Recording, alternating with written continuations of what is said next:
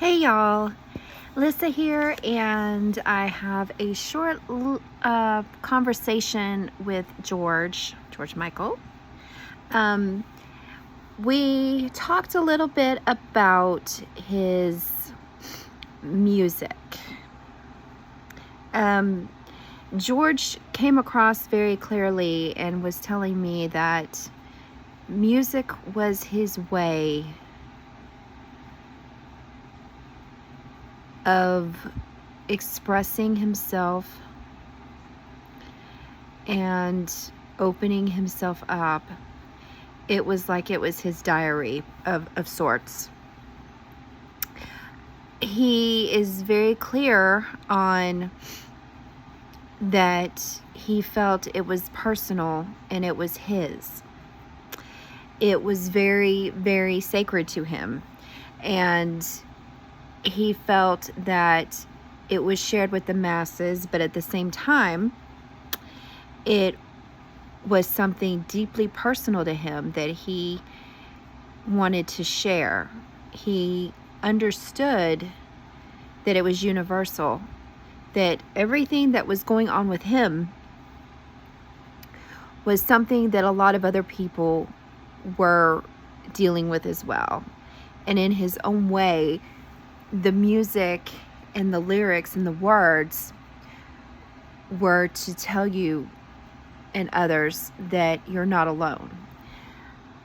He felt frustrated because he loved the art of it. He loved the being able to do what he wanted to do with it per se, but at the same time, he did feel limited. He did feel chained.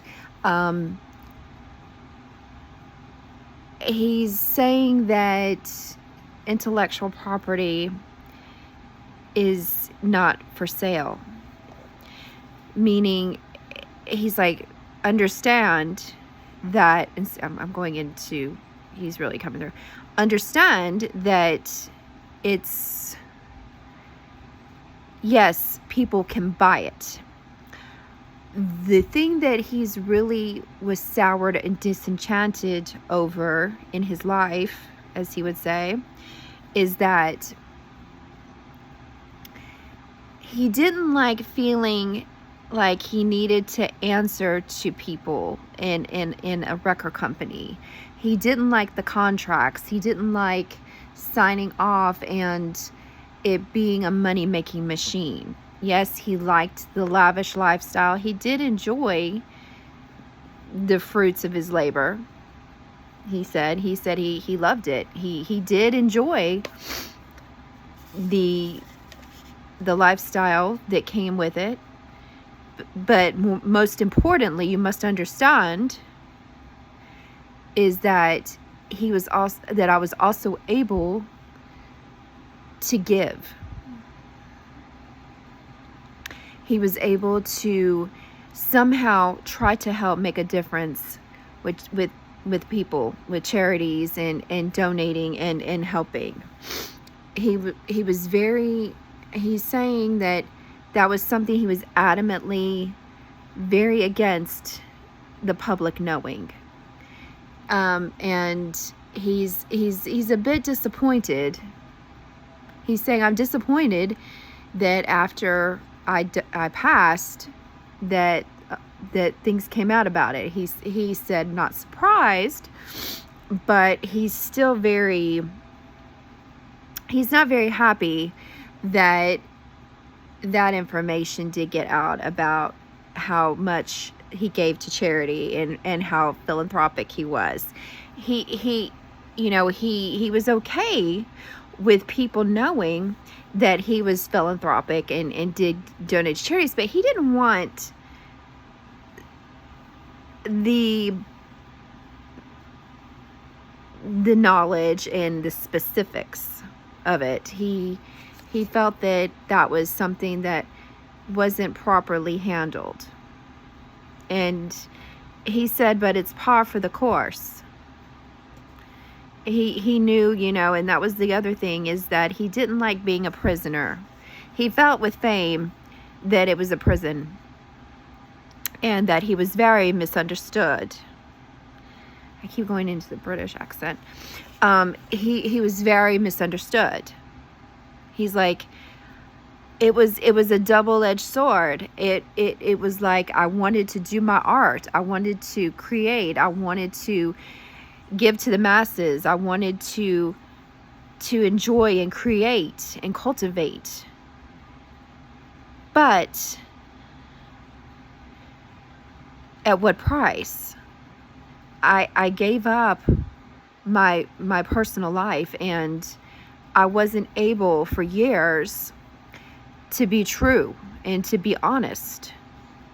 And then when I did, when it was forced, but then I had to kind of come and make things out on my own terms.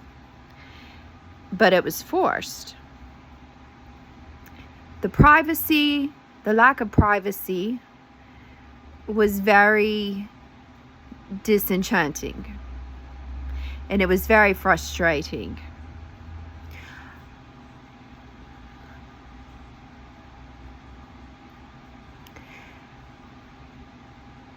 It came from my soul. It came from my heart.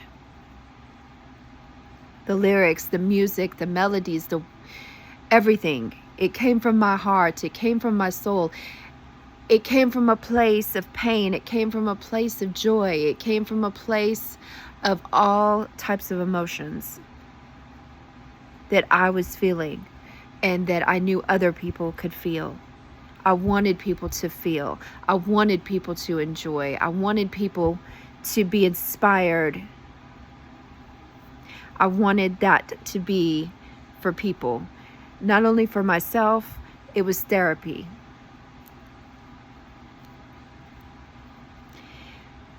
I loved exploring different types of music. It was same but different. I loved cultivating new things. And I still wanted to continue to cultivate, but unfortunately, I left this realm. But my music, my legacy carries on. And it carries on through others, as well as my own library.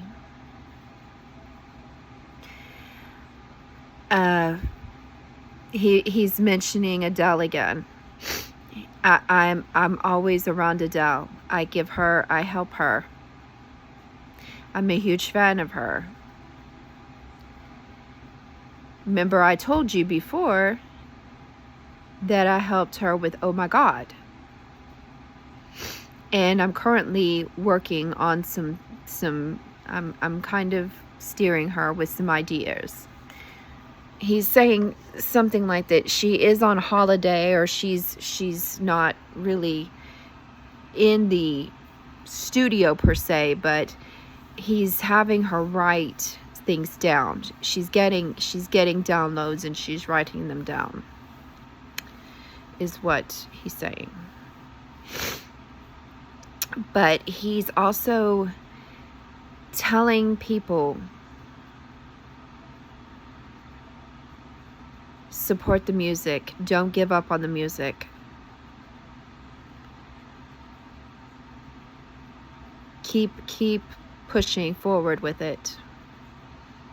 Keep listening, keep supporting.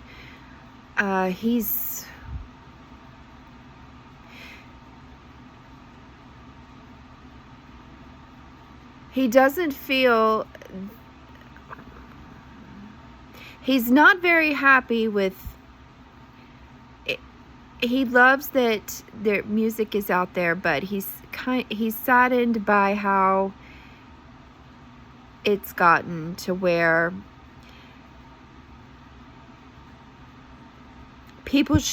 artists should be compensated properly for their work. Don't misunderstand. It should be very, not greedy, but you should get something. He goes, but my main thing was that I always was very happy, and I always enjoyed knowing people felt something from what I created. That was the most rewarding thing that I got. The money was definitely something that was enjoyed. The lifestyle, there were perks, but there were also a lot of very scary and very damaging things that were also part of it. Fame is very, very toxic. Because of it, because the lack of privacy, the proper way of handling things, and the improper way people were invading privacy, the intense pressure from record companies, contracts, expectations, feeling like I was living a lie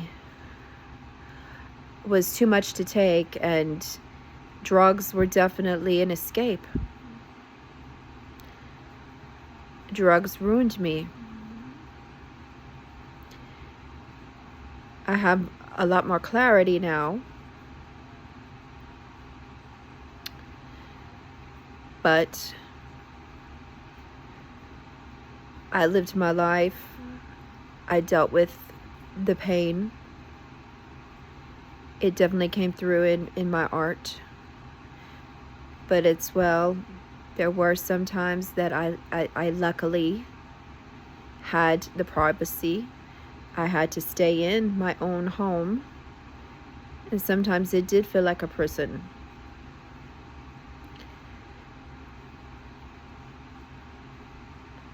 I wish I had been a little more on my terms. But it's too late now for that. There are definitely some things that I would have done differently.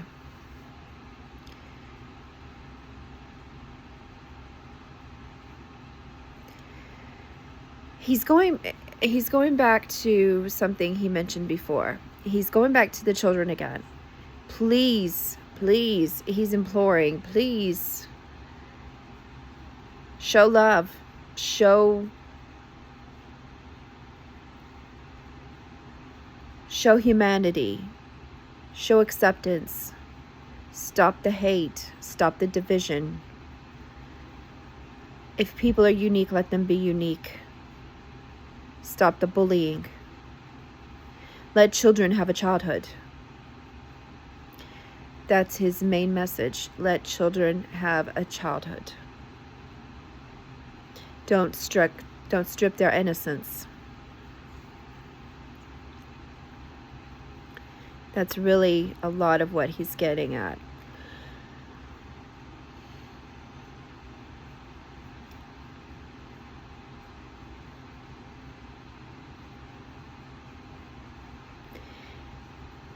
What's your final thoughts for now, George?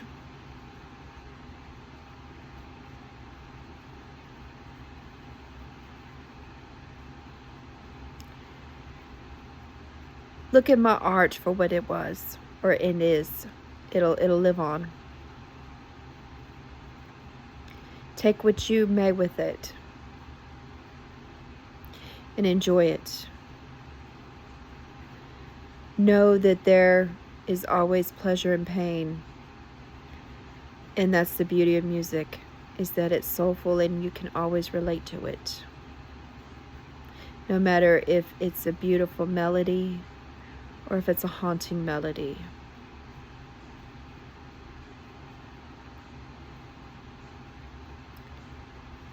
Please be kind and respect each other and love one another. You don't have to agree, but you still need to respect each other.